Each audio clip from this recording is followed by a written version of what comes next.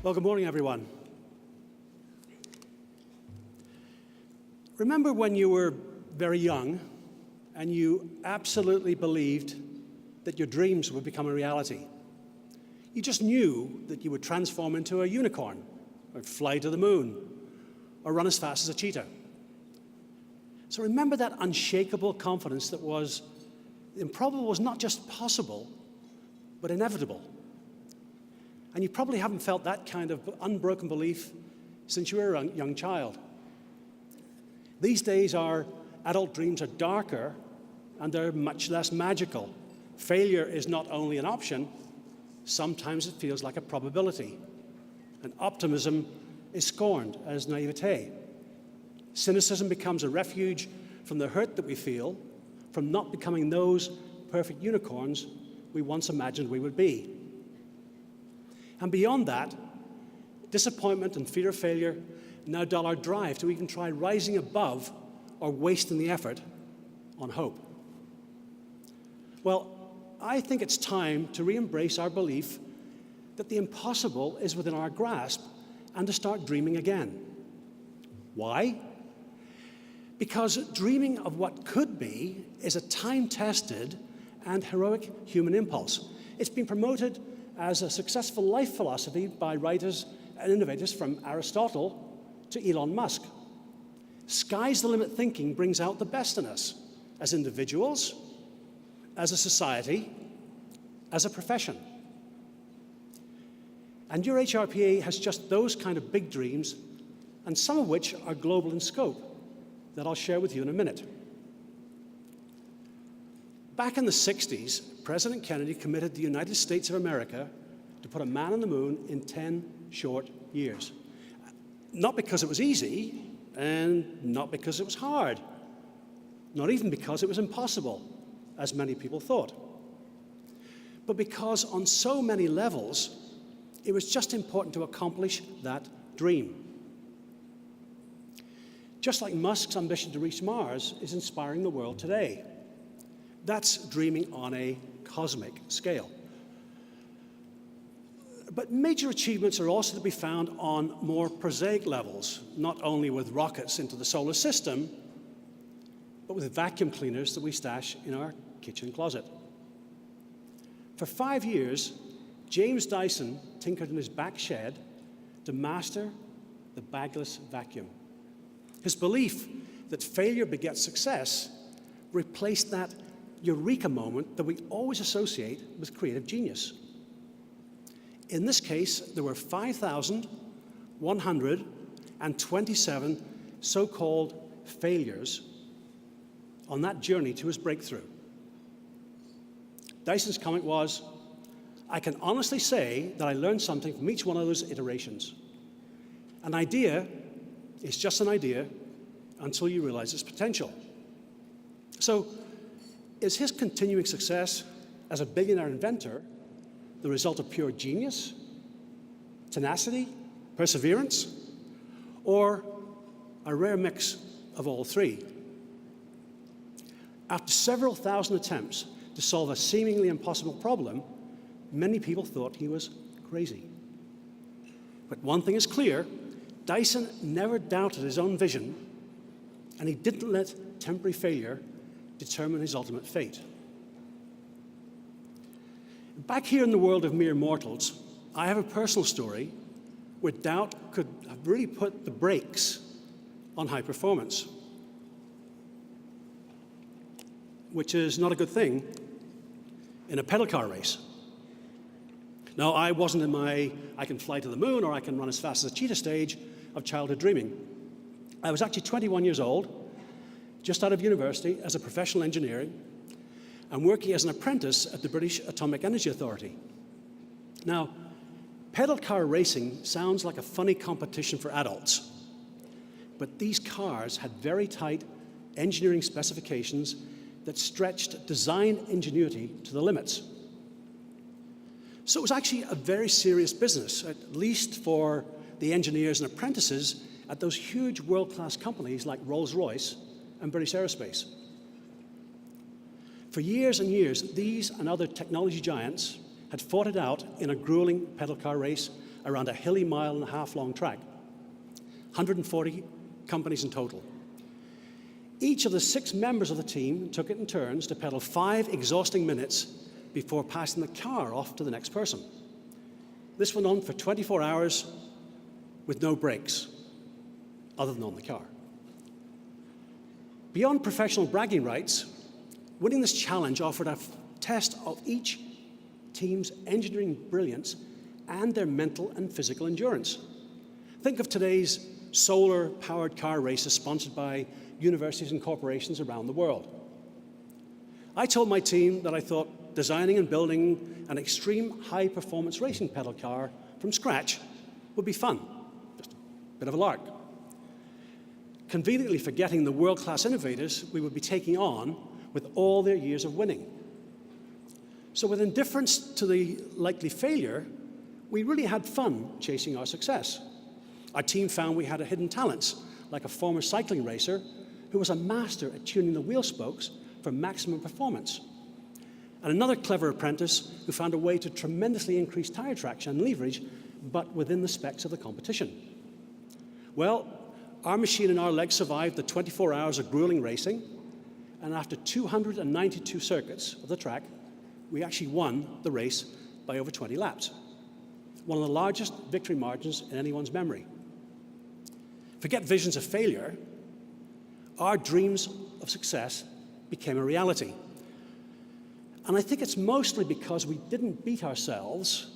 We didn't let any crippling fear of failure slow us down. And that's how we have to roll as HR professionals, as a professional organization, and as a global professional discipline. Over the last decade, your leadership and HRPA as a whole has been pursuing a plan that will enable us to take our rightful position at the executive table in the ranks of honored professions. Engineers have measurements and math. Accountants have double entry bookkeeping. Doctors have diagnostic tests and treatment protocols. In fact, all of the traditional professions have objective standards and practices which are both foundational and universal. It's the public criteria which defines their specific kind of professionalism. Mastering this body of knowledge and then being certified as highly competent is what separates being a professional from working in what could be considered as an occupation. So, just where do we fit? Where do you fit? Are you working in an occupation, or are you practicing as a professional? I bet everyone in this room has the same immediate response. Of course, I'm a professional. And yes, we're all on that journey. But HR needs a framework to validate our deep capabilities in the eyes of skeptics, whether they're in the boardroom, in negotiations, or among the employees that we're committed to support. We must have the right data at our fingertips that supports an enlightened opinion about our competence and our justified confidence. To be professionals, we must act, and act professionally.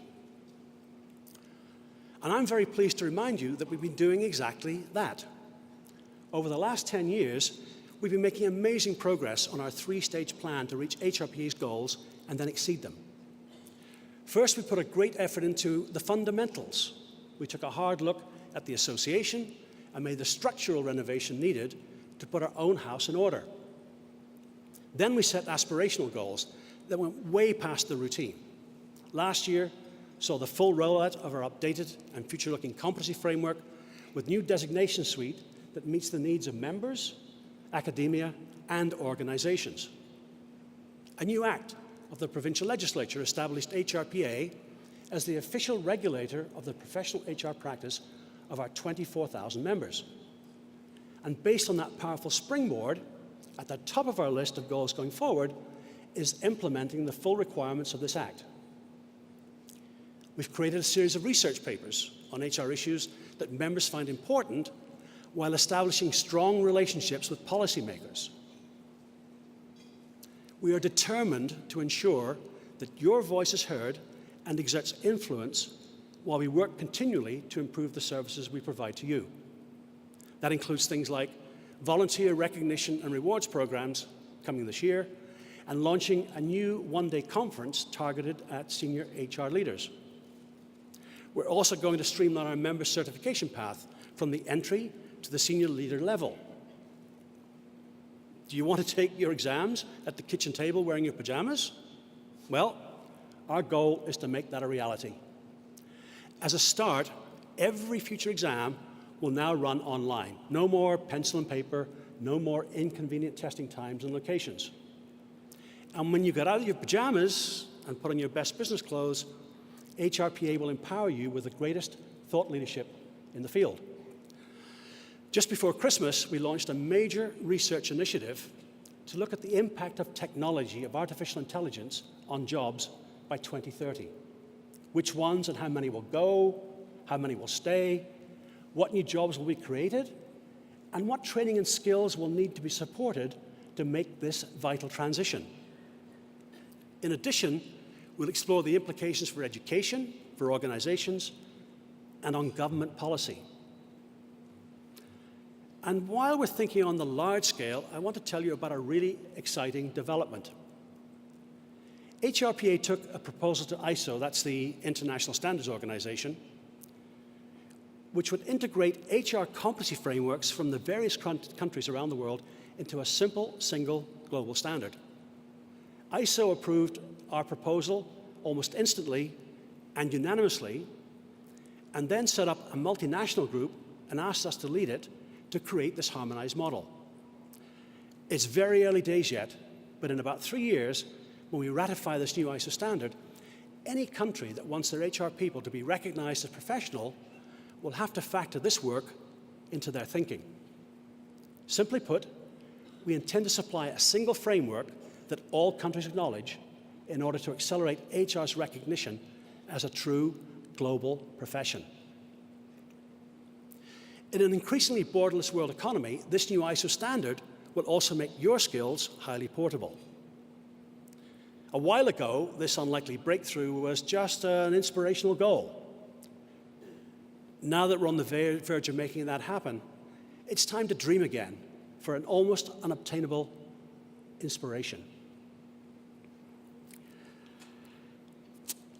We've all got to this point by having our share of successes, along with the inevitable opportunities that we commonly call failures. Embracing all the aspects of our path towards progress is the only way to make sure we actually continue to make progress. Like Dyson's philosophy that includes celebrating failures as hard-won steps towards this ultimate success. In fact, the drive to learn and improve from both surprises and setbacks is the hallmark of true professionalism. So, let go of your cynicism and give in to optimism. Dream again by waking your inner child. You can still become that unicorn. You can still run as fast as a cheetah. You can still fly to the moon, to Mars, or even to the next galaxy. All we need is the inspiration of the impossible. Thank you, and enjoy the conference.